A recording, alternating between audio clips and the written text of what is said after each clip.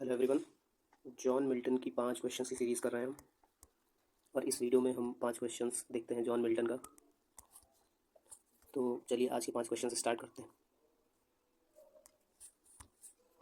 पहला क्वेश्चन है आपकी स्क्रीन पे। How many English sonnets in all were written by Milton? Options हैं 21, 18, 26, 24। तो ये क्वेश्चन पढ़ते समय कुछ चीज़ों का ध्यान दिया करिए। जैसे आपने पढ़ा है sir, how many sonnets in all were written by Milton, आप खोजने लगे कितने सोनेट्स लिखे हैं, दिमाग से आपके इंग्लिश सोनेट्स ये वर्ड उतर गया, तो यहाँ पे आपका क्वेश्चन गलत हो जाएगा। क्वेश्चन को अच्छे से पढ़िए, 2 बार पढ़िए तेजी से अच्छे से। तो कह रहा है how many English sonnets in all were written by John Milton, तो इसका सही आंसर है option number B 18। In total John Milton has written 24 sonnets, in which 18 were in English and other 6 were in Latin language।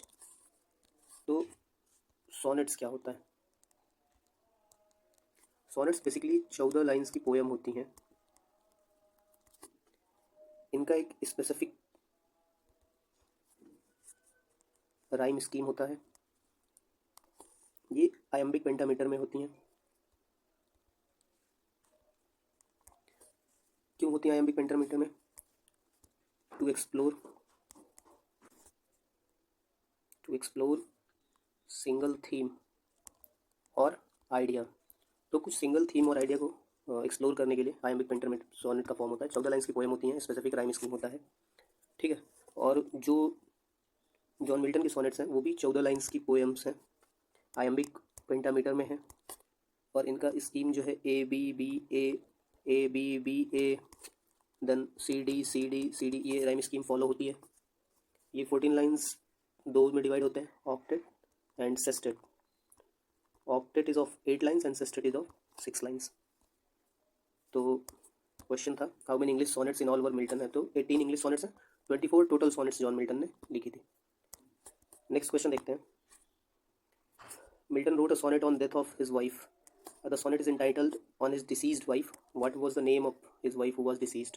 तो आपको उस wife का नाम बताना है जिनकी डेथ हुई थी। तो आपके ऑप्शन है Elizabeth Minshull, B Mary Powell, C not certain and D Katherine Woodcock.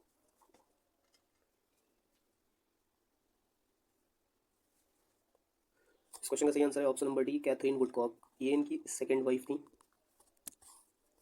Catherine Woodcock से 1657 में जॉन मिल्टन की शादी हुई और 1658 में इनकी डेथ हो गई। 15 मंथ्स हुआ शादी को सिर्फ। It was not a happy marriage. और इनकी मेमोरी में जॉन मिल्टन का एक वर्क है methought methought I saw my late espoused saint, तो इसके लिए है कैथरीन वुडकॉक के लिए। और क्या वर्क है?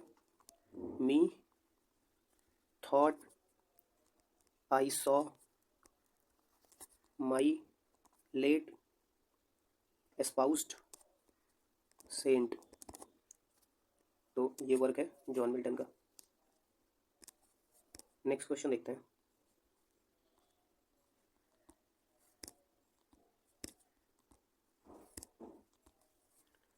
क्वेश्चन नंबर 3 है Milton wrote a large number of political pamphlets and treatises, what were दे?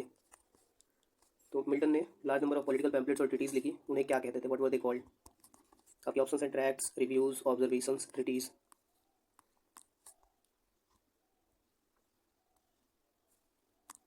इस क्वेश्चन का सही आंसर है ऑप्शन नंबर ए ट्रैक्ट्स। तो बेसिकली ट्रैक्ट्स क्या होते हैं जानते हैं इसको।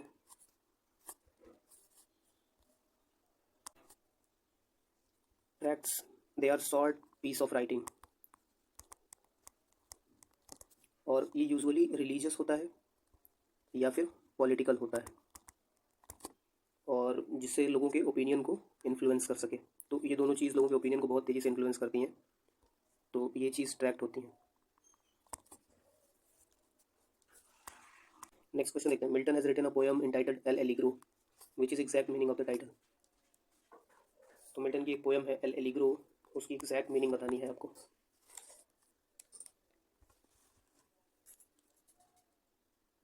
आपके ऑप्शन है A very hopeful man, B melancholy man, C jealous man and D cheerful man.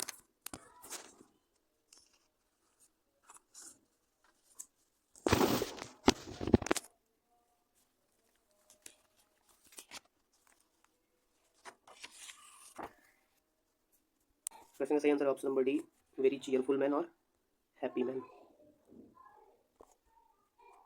कुछ चीज़ें देखते हैं लाइक एल एलिग्रो के बारे में। ये जॉन मिल्टन का 1632 का वर्क है और यह अकाउंट करता है हैप्पी मैन के लिए। इसमें इन्वोक करते हैं जॉन मिल्टन गॉडेस यूफ्रोकाइन को और उनसे कहते हैं, ये एक पास्टरल पोएम है और इसी की एक ट्विन पोएम है इल पेंसेरेसो। दोनों इटालियन टाइटल है ये। जॉन मिल्टन आपको पता है 4 लैंग्वेजेस में लिखते थे, इंग्लिश, इटालियन, लैटिन। ठीक, नेक्स्ट क्वेश्चन देखते हैं। अरे इसके ऑप्शंस कहाँ गए? तो ये क्वेश्चन है, how John Milton impacted the Renaissance. चलिए इसको ऐसे डिस्क्रिप्टिव वे में देखते हैं। तो पूछा जॉन मिल्टन ने रेनेसा को कैसे इम्पैक्ट किया। तो जॉन मिल्टन का जो टाइम पीरियड आपको पता है 16 ये लाइक जैकोबियन एज के है ना। जैकोबियन एज में ही was born and his main works were in Caroline age. और जो इनका रेस्टोरेशन एज है उसमें ये इनके मेजर वर्क्स रेस्टोरेशन एज में है और इसी समय इनकी डेथ भी होती है। तो रेस्टोरेशन का टाइम पीरियड जो है 1660 से 1700 तक है और यही कुछ टाइम पीरियड जो 17th और 18th सेंचुरी है, ये रेनेसा का टाइम पीरियड है। John Milton was born in 1608 and died in 1674। तो ये तो कुछ बातें रहीं जॉन मिल्टन के बारे में। अब जॉन मिल्टन ने कैसे रेनेसा को इम्पैक्ट किया। तो जॉन मिल्टन एक मेजर फिगर थे और इन्होंने, अगर एक पोएट है तो वो एक टाइम पीरियड को कैसे इम्पैक्ट करेगा, अपनी राइटिंग से इम्पैक्ट करेगा, इन्फ्लुएंस करेगा। तो जॉन मिल्टन, जैसे जॉन मिल्टन की अगर पोएट्री की बात करें तो one of the most famous and his masterpiece paradise lost 1667, ये एपिक पोएम है। इसने बहुत इन्फ्लुएंस किया उस टाइम पीरियड को। देन थ्रू हिज प्रोज उन्होंने एडवोकेट किया एबोलिशन ऑफ चर्च को, उन्होंने एडवोकेट किया एग्जीक्यूशन ऑफ चार्ल्स फर्स्ट को। ठीक है, फिर जॉन मिल्टन की राइटिंग्स ने बहुत सारे राइटर्स को इन्फ्लुएंस किया, जिनमें से फिलिप पुलमैन थे, जिनमें से थॉमस वुल्फ थे।